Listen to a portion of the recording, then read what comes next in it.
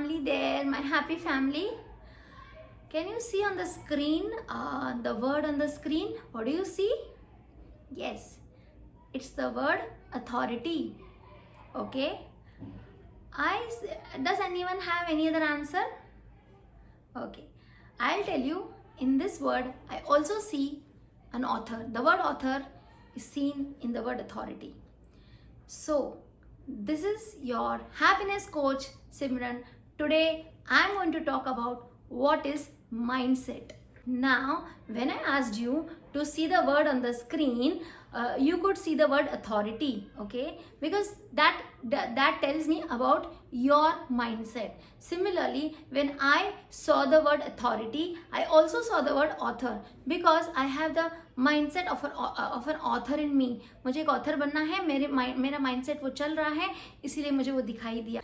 Yesterday, I had a very beautiful experience when I attended a seminar. You can call it as a workshop. It was for the authors जो author बनना चाहते हैं और कुछ 4 hours का था. But मैं आपको बताती हूँ क्या हुआ. ये माइंडसेट से रिलेटेड है, इसीलिए मैं आपको ये एग्जाम्पल शेयर करना चाहती हूँ और बड़ा मज़ेदार है. सुनिए, उसके बाद में आपको और अच्छी अच्छी बातें बताऊंगी माइंडसेट के बारे में. पूरा वीडियो देखना, आज आप ज़रूर सुन के जाना, बिकॉज मैं आपके साथ मैं भी सीख रही हूँ, तो हम मिलके सीख रहे हैं ये बातें. मुझे अच्छा लग रहा है बिकॉज मुझे जब आपको बताना होता है ना, मैं बहुत एक्साइटेड रहती हूँ क्योंकि मुझे रिसर्च करना बहुत पसंद है. तो सुनिए क्या हुआ. जब मुझे मैंने वो ऐड देखी कि ऑथर्स की मीटिंग है, तो हमें लोकेशन भेज दी गई. ओके, और मैं वो लोकेशन को ट्रैक करके I went through GPS and I reached. I tried searching the place where it was. तो जब वो सर्च कर रही थी तो काफ़ी देर तक मैं उसको ढूंढती रही, अराउंड 35 मिनट्स तक. In spite of having the GPS location showing, I have reached the spot. But यहाँ वहाँ पूछा तो किसी को पता नहीं था कि ये हॉल कहाँ है. तो I turned around and I went on the other side of the road and मैं वहाँ रुकी और मैं सोचती रही कि मुझे घर जाना चाहिए कि क्या, क्योंकि 10 हो चुका था और 9:30 का टाइमिंग था. It was up to 2. मतलब पता नहीं अभी कितनी देर है, वो स्टार्ट हो गया होगा. But I have an attitude in life. I keep going. मतलब मुझे ऐसा लगता है कि नहीं, एक कदम और उठाऊंगी ना तो सक्सेस आ जाएगी. मेरा ऐसा हमेशा एटीट्यूड रहा है लाइफ में. तो मैंने सोचा ठीक है, मैं एक और कोशिश कर लेती हूँ, क्योंकि मैं जब 15 मिनट से यहीं खड़ी हूँ, मैं कोशिश कर ली बिकॉज यहाँ पे दिखा रहा है वो you reach the destination GPS location में. बस मैंने फिर गाड़ी उस तरफ ली और मैंने हार्डली, मैं आपको बताऊं, सिर्फ 30 सेकेंड्स में अपनी व्हीकल को आगे ले गई. और जैसे ही मैं वहाँ ले गई, मैंने वहाँ देखा फेडरेशन हाउस और मैं इतनी खुश हो गई क्योंकि वहाँ पे वही एडवर्टाइजमेंट का बैनर लगा हुआ था और वो ट्रीज वगैरह थे, इसलिए दिखाई नहीं दे रहा था. और किसी को वहाँ पे वो जगह फेमस नहीं है, तो किसी को पता नहीं था. बहुत लोगों को जब पूछा, and I reached, and when I went there, you'll not believe how we were greeted inside, with so much of gratitude. मुझे इतना अच्छा लगा, इतना अच्छी तरह से उन्होंने वेलकम किया and such a nice treatment. ऐसा अच्छा लगता है जब हम ऐसा बिहेवियर देखते हैं ना, हम भी सीखते हैं ऐसा बिहेव करने के लिए. It doesn't, as doesn't matter. फिर जब हम बैठे, जब वो सेमिनार स्टार्ट हुआ, हम लोगों से क्वेश्चन, इंटरेक्टिव सेशन था और बड़ा मज़ा आ रहा था. तो इंटरेक्टिव सेशन में क्वेश्चन पूछा गया कि who can be an author. ठीक है, अब ये तो मेरा माइंडसेट तो 4 महीने से ये दिखा रहा है कि मुझे ऑथर बनना है और मुझे लिखना पहले से ही पसंद है. Being into the education field, मैं बहुत पोएम्स लिख चुकी हूँ और मैं अभी डेली मोटिवेशनल कोट्स लिखना मैंने शुरू कर दिया है लास्ट 1.5 मंथ से, जो मैं एक प्लान के साथ शेयर करूँगी आपके साथ. तो जब मुझसे सबसे क्वेश्चन पूछा गया, वहाँ पे कुछ 35-40 पीपल थे. जब पूछा गया तो मैंने हैंड रेस किया और बहुत लोगों ने बोला, 2-3 लोगों ने आंसर दिया कि टैलेंटेड लोग राइटर बन सकते हैं. किसी ने बोला जिसकी इंग्लिश लैंग्वेज अच्छी है वो राइटर बन सकता है, ऑथर बन सकता है. किसी ने कहा कि वो इंटेलिजेंट होना चाहिए. किसी ने कहा उसके पास स्टोरी होनी चाहिए बताने के लिए. तो पता है, जब मेरा नंबर आया तो मैंने उनको क्या जवाब दिया. मैंने उनको कहा, I think anyone can become an author. तो बोले wow, and everybody clap for me and I was so happy. it was such an amazing happy feeling for me कि this is what happens when you have a good mindset, when you have the right mindset. तो मेरा mindset author का चल रहा है, इसीलिए मेरे वो बिहेवियर, मेरे एक्शंस वैसे निकले. तो आज हम बात करेंगे what is a mindset. So to begin with the definition of a mindset, let me ask you very simple question. Can you see this? ये क्या है? ये तो सबके घर में है. ये सेट ऑफ स्पून्स है, राइट? ये देख सकते हैं, ये क्या है मेरे पास, ये सेट ऑफ पेन्स है, right. So I show you this. What is this? This is a set of books. ठीक है, तो माइंडसेट भी उसी तरह से है. माइंडसेट भी एक कलेक्शन है, एक आप बोलो सेट है, set of thoughts and beliefs जो हमारे माइंड में है और वो हमारे लाइफ को चलाते हैं, जो हमारे लाइफ को इन्फ्लुएंस करते हैं. ये एक कलेक्शन है. ये चीज़ें वो है जो हमारे नीड्स के ऊपर डिपेंड करती है. जैसे हमारे नीड्स है, जैसे हमारे इमोशंस क्रिएट होते हैं, जैसे हमारे फीलिंग्स क्रिएट होते हैं, वैसे ही हमारे थॉट्स क्रिएट होते हैं और वैसे ही हमारा बिहेवियर होता है. So that is what is all about mind set. Okay. I'll give you one more example here, very beautiful example. There was a meeting in a corporate sector, in a company in the corporate sector, and उस company में organization ने बहुत लोगों को बुलाया था. ठीक है, और उन्होंने वो questions forward किए थे और उन्होंने पूछा कि आप बताइए इसका आंसर क्या है. उसमें लॉयर थे, एक चार्टर्ड अकाउंटेंट थे, एक इंजीनियर आए हुए थे, एक डॉक्टर आए हुए थे, एक टीचर आए हुए थे, डायरेक्टर थे. तो उनको पूछा गया कि when will you buy BMW. ठीक है, तो उनको थोड़ा टाइम दिया गया और सबने जवाब दिया. ठीक है, और जब उन्होंने जवाब दिया तो जो CA हैं उन्होंने कहा मैं शायद 1 साल में BMW खरीद लूँगा. ठीक है, जो डॉक्टर थे वो कह रहे थे मैं 6-8 महीने में खरीद लूँगा. लॉयर ने कहा मुझे 2 साल लगेंगे. ऐसे अलग आंसर्स सबकी तरफ आए जो वहाँ पे प्रेजेंट थे. हाँ, तो ये मैंने कहीं पढ़ा कि ये सेम क्वेश्चन है ना जब रतन टाटा जी से पूछा गया था कि when will you buy BMW. तो उन्होंने बहुत सोच समझ कर जवाब दिया कि 4-5 साल लग जाएंगे.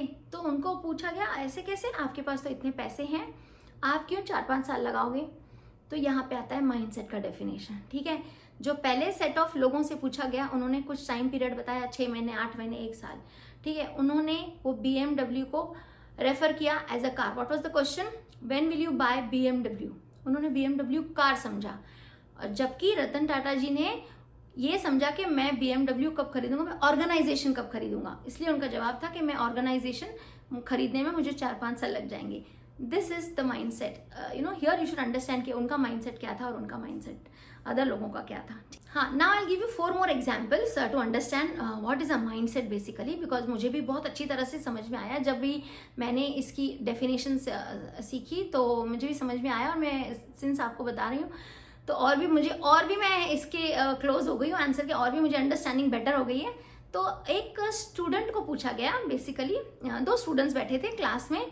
उनको पूछा गया कि आप है ना आपके बोर्ड एग्जाम्स आ रहे हैं, आप कितनी परसेंटेज लाने वाले हो. तो एक स्टूडेंट ने कहा कि आई विल गेट 75%. ओके, दूसरे स्टूडेंट ने कहा 95%. अब आपको पता है जिसने 75% कहा वो कम इंटेलिजेंट है और जिसने 95% कहा वो ज़्यादा इंटेलिजेंट है. नो, उनकी इंटेलिजेंस लेवल सेम है. It is all about the mindset. इसका माइंडसेट 75% है, इसका माइंडसेट 95% का है. ठीक है, अब मैं दूसरा एग्जांपल देती हूँ. एक पेरेंट को पूछा गया कि आप है ना अपने बच्चे को क्या बनाना चाहते हैं, what you want your child to become. तो उसने कहा कि मैं चाहता हूँ कि मेरा बच्चा डॉक्टर बने. किसी ने कहा, वहाँ पे दूसरा पेरेंट बैठा, उसने कहा मेरा बच्चा इंजीनियर बने. किसी ने कहा I want my child to become a chartered accountant. किसी ने कहा मैं चाहता हूँ कि वो लॉयर बने. ऐसे अलग अलग प्रोफेशंस के आंसर थे. ये हो गया एक ओल्ड माइंडसेट. ठीक है, तो एक दूसरे पेरेंट वहाँ पे बैठे थे, शी गॉट अप एंड उनको पूछा गया कि आपका क्या आंसर है. पता है उनका आंसर क्या था? उन्होंने बोला I want my child to become what he wants to become. मतलब वो चाहते हैं कि उनका बच्चा जो बनना चाहता है ना, मैं उसको वो बनने दूंगा. ये माइंडसेट की बातें. तो यहाँ पे माइंडसेट समझ में आता है. सिमिलरली एक और एग्जाम्पल था जो मैंने पढ़ा, उसमें लिखा था कि एक ऑर्गेनाइजेशन में इंटरव्यू चल रहा था और काफ़ी इंटरव्यू के लिए बहुत सारे लोग आए हुए थे. तो उसमें जब इंटरव्यू नंबर 10 को बुलाया गया तो उनको पूछा गया कि why do you want to join our organisation. तो उन्होंने कहा मुझे करियर प्रॉस्पेक्ट्स अच्छे लग रहे हैं, मुझे आपकी यहाँ पे सैलरी पैकेज अच्छा है और मुझे इंसेंटिव्स भी मिलने वाले हैं एंड मुझे ग्रोथ दिख रहा है कि आपकी ऑर्गेनाइजेशन में आई ग्रो. तो उनको भेज दिया गया. फिर नेक्स्ट कैंडिडेट नंबर 11 को बुलाया गया. उनको पूछा गया कि आप ये ऑर्गेनाइजेशन क्यों ज्वाइन करना चाहते हैं. पता है ये कैंडिडेट नंबर 11 सिलेक्ट क्यों हो गया? ये इसलिए सिलेक्ट हो गया क्योंकि इसका आंसर था, सुपर्ब आंसर था। इसका आंसर था, सर मैं आपका ऑर्गेनाइजेशन इसलिए ज्वाइन करना चाहता हूँ क्योंकि मैं आपके जैसे ऑर्गेनाइजेशन को खड़ा करना चाहता हूँ। वहाँ पे जो भी इंटरव्यू पैनलिस्ट बैठे थे, उन्होंने जो इंटरव्यू ले रहे थे, उन्होंने खड़े होकर उसके लिए तालियां बजाई और उसको सिलेक्ट किया, और वो he really went ahead in his life, और ये रियल स्टोरी है। वो आगे गया और उसने वो पोजीशन हासिल की उस कंपनी में, और आज उसके पास खुद की 2 कंपनियां हैं, ठीक है। फिर एक और मैंने एग्जाम्पल पढ़ा, किसी ने ये last year somebody lost the job, okay. तो 2 फ्रेंड्स थे, वो आपस में बात कर रहे थे, तो उसमें किसी एक से बात किया गया, ग्रुप में बैठे थे कि आपको क्या कैसा लग रहा है, आपने जॉब क्विट किया, यू क्विट योर जॉब। तो उन्होंने बोला कि या I am looking for another job, और यार देखो ना, मेरे लिए भी तुम देखो, अगर if you find a good opportunity for me, मुझे ज़रूर बताना। जब दूसरे फ्रेंड से पूछा गया कि आप why did you quit your job and you are looking out for another opportunity, तो उसने कहा कि I am very happy because till I get a job I am going to utilise this time in learning new skills. So I am blessed कि मुझे time दिया है भगवान ने सीखने के लिए दूसरी चीज़ें। अगर मैं जॉब पे इमीडिएटली लग जाऊंगा ना, तो मुझे ये जो अभी लर्निंग पीरियड चल रहा है मेरे लाइफ का, I am not going to get it back again, because everybody knows when you have a 9 to 5 job और अ 9 to 6 जॉब, हम कितने ऑक्यूपाइड रहते हैं। So this is all about the mindset. देखिए कितना डिफरेंस होता है माइंडसेट में। अब माइंडसेट इंपॉर्टेंट क्यों है हमारे लाइफ में, मैं आपको बताना चाहूँगी, और माइंडसेट कैसे फॉर्म होता है। माइंडसेट इंपॉर्टेंट इसलिए है क्योंकि जब हम जो माइंडसेट रखते हैं ना, जो हमारे थॉट्स रखते हैं, वैसे ही हमारी फीलिंग्स डेवलप होती है, वैसे ही हमारा एक्शंस इमोशंस डेवलप होता है, वैसे ही हमारा बिहेवियर होता है, और वैसे ही रिजल्ट आता है। तो अगर आप देखोगे ना इन सारे एग्जाम्पल्स में माइंडसेट वाज वेरी इंपॉर्टेंट। तो ये समझना ज़रूरी है कि माइंडसेट फॉर्म कैसे हुआ है।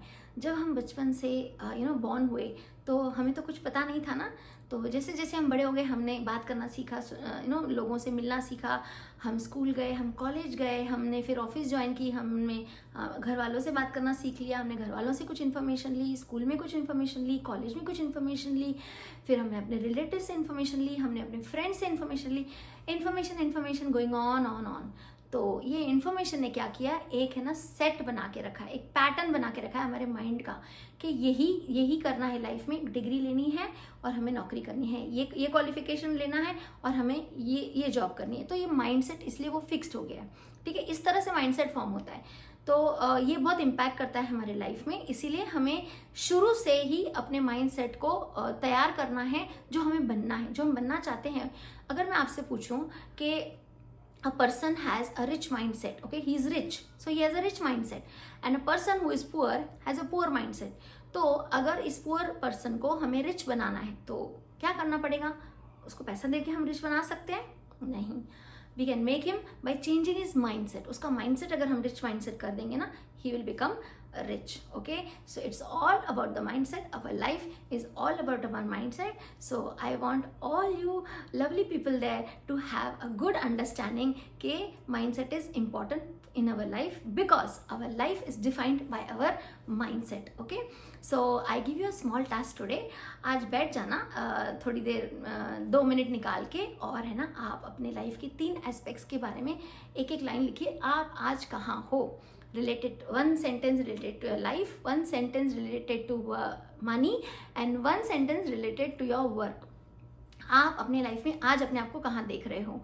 जब आप ये सेंटेंस लिखोगे ना, तब आप देखना कि आपके पास्ट के थॉट्स थे, उसी चीज का ये रिजल्ट है।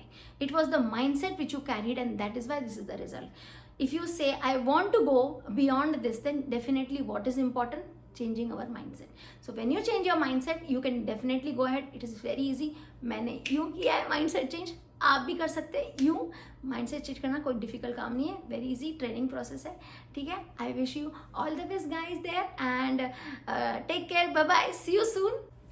Hope you all enjoyed the video and you learned something the way I learned something. Okay. Thank you so much for watching this video.